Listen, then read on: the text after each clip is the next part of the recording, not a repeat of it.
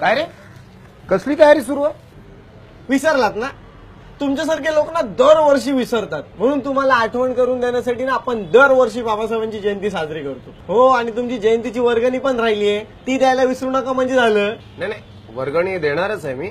पण मला सांगा, या वर्षी स्पेशल काय करणार आहे तुम्ही? अहो, सकाळी उठणार, निळ्या टिळा लावणार, बाबासाहेबांचा पुतळा मस्त चकाचक धुणार, त्यांच्या पुतळ्याला हार घालणार, पूजा करणार, त्यांना अभिवादन करणार की झालं. ज्या व्यक्तीने मूर्तीपूजा नाकारली त्याच व्यक्तीच्या मूर्तीची तुम्ही पूजा मांडणार? अहो, आपला बाप आहे तो. पण कित्येक वर्ष हेच करत आलोय ना आपण. प्रगती किती झाली?